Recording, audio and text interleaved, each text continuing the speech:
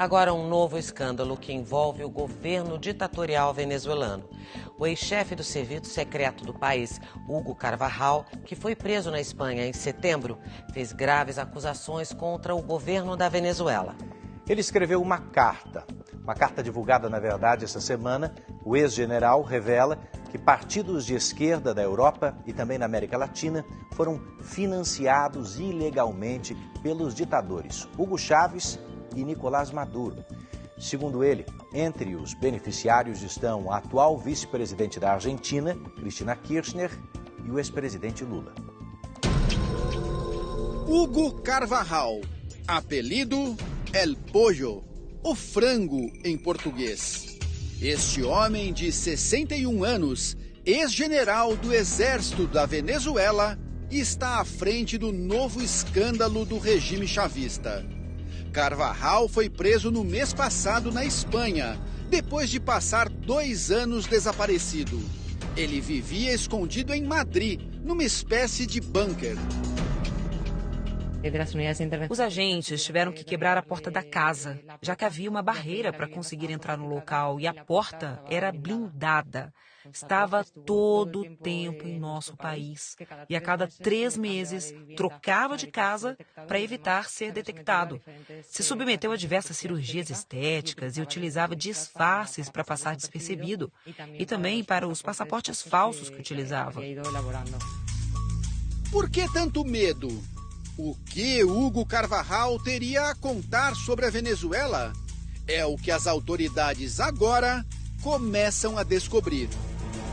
O ex-general é considerado um traidor por Nicolás Maduro. Ele fugiu da Venezuela em 2019 depois de romper com Maduro para apoiar Juan Guaidó, o então autoproclamado presidente da Venezuela. Carvajal fazia parte do alto escalão do governo. Ele ocupava o cargo de chefe do serviço secreto da ditadura, posto que assumiu ainda no governo de Hugo Chávez 20 anos atrás. Ou seja, se tem alguém que conhece a fundo tudo o que se passou na Venezuela nas últimas 2 décadas, é Hugo Carvajal. Ele conhece a fundo o chavismo, as entranhas ali, né, de como que funcionava a dinâmica do poder, e conhece também a oposição, porque quem trabalha com informações tem que saber o que o outro lado está pensando, o que o outro lado está arquitetando, né? Então, com certeza, é uma pessoa que tem muitas informações sobre o país. Numa carta divulgada pelo jornal espanhol OK Diário, junto com um pedido de asilo, o ex-general declarou à justiça espanhola ter como provar o financiamento de partidos de esquerda feito pela ditadura da Venezuela, na época em que o dinheiro do petróleo jorrava nos cofres do país. Carvajal diz que o governo venezuelano financiou ilegalmente movimentos políticos de esquerda pelo mundo por pelo menos 15 anos. Ele diz que, enquanto foi diretor de inteligência e contra-inteligência militar da Venezuela, recebia uma grande quantidade de relatórios, sinalizando que esse financiamento internacional estava ocorrendo. Os exemplos concretos, segundo ele, são Néstor Kirchner na Argentina, Evo Morales na Bolívia, Luiz Inácio Lula da Silva no Brasil, Fernando Lugo no Paraguai, Ollanta Humala no Peru, Manuel Zelaya em Honduras, Gustavo Petro na Colômbia, o Movimento 5 Estrelas na Itália e o Partido Podemos na Espanha.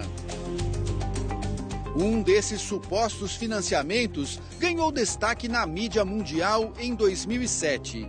Durante a campanha de Cristina Kirchner à presidência da Argentina, um voo que partiu da Venezuela foi apreendido na chegada a Buenos Aires. A aeronave, fretada por uma estatal argentina, estava carregada com malas de dinheiro, somando $800 mil. Cristina ganhou a eleição e a investigação nunca foi concluída. As denúncias de Carvajal foram reveladas pela jornalista espanhola Cristina Seguí. O governo tem muito medo que fale Hugo Carvajal.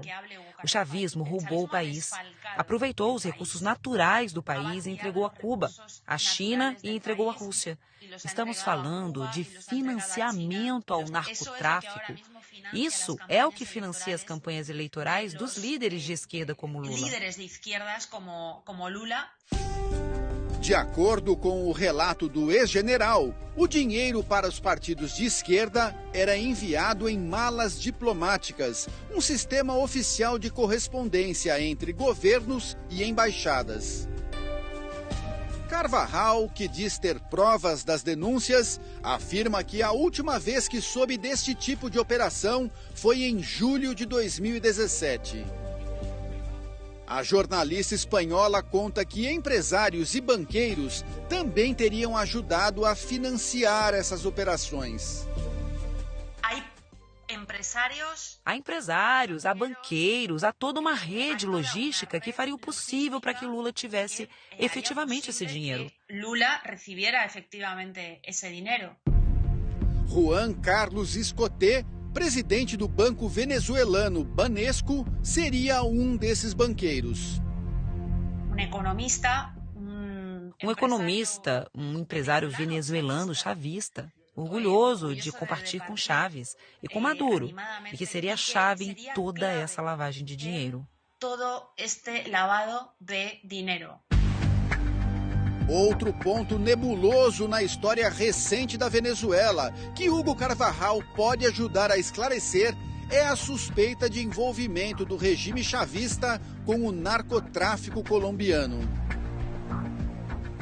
É importante dizer também, né, que o movimento das Farc, de outras guerrilhas da Colômbia, tinham uma convergência ideológica com a agenda do Chávez, então houve sim uma aliança entre eles. O que é difícil da gente precisar nesse momento, com as informações que estão disponíveis, é qual é o ponto dessa aliança, se era só uma aliança política, se era uma aliança ideológica. Ao que parece, pelas falas do Carvajal, pode ter havido também uma aliança de ajuda financeira.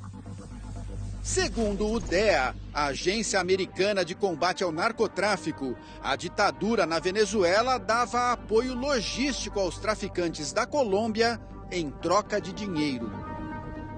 Existe uma tese de que a estratégia do Chávez ao se aliar com o narcotráfico era tentar ruir os Estados Unidos por dentro. A Colômbia é um dos países que mais produz drogas. A Venezuela não tem uma tradição de produção de drogas, mas tem uma fronteira muito viva com a Colômbia, onde essa produção acontece, e acaba sendo, querendo ou não, caminho, né, a abertura ali do mar do Caribe, né, da Venezuela, é caminho para o território dos Estados Unidos. Então, no mínimo, se isso realmente aconteceu da maneira como está sendo colocado, as autoridades venezuelanas foram coniventes com a passagem dessa droga, né? O que está sendo colocado é que não houve só conivência, houve apoio, havia uma organização para que, de fato, essa droga chegasse ao território dos Estados Unidos. Então, a estratégia seria essa, né? Ruir o império por dentro.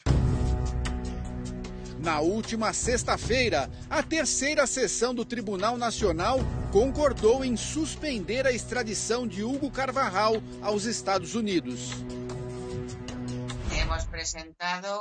Apresentamos vários recursos dizendo que estamos pedindo medidas cautelares no Tribunal Supremo contra a extradição. Também pedimos uma medida cautelar de tempo e ainda não saiu o resultado. A advogada conta que Carvajal ama a Venezuela e não se arrepende do que fez. Ele disse, eu amo o meu país, mas tem determinadas coisas que eu não gosto.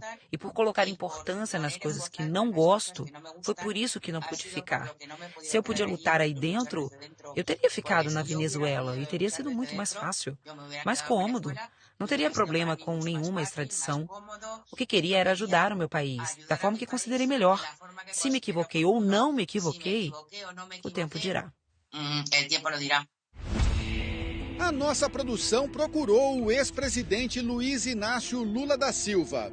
Em nota, a assessoria de Lula disse que o ex-presidente foi investigado por anos, teve todos os seus sigilos quebrados e analisados por investigadores, e nenhum recurso irregular foi encontrado em suas contas, o que inclui esse tipo de acusação mentirosa feita contra Lula, sem base alguma.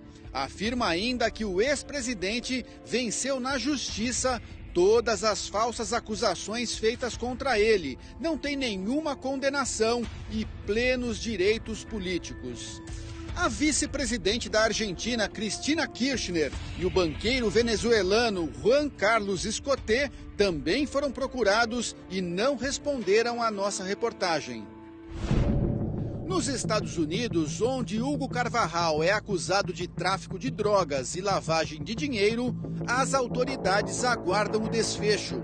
A aposta é que o ex-chefe do serviço secreto possa finalmente esclarecer as graves suspeitas contra o regime chavista da Venezuela.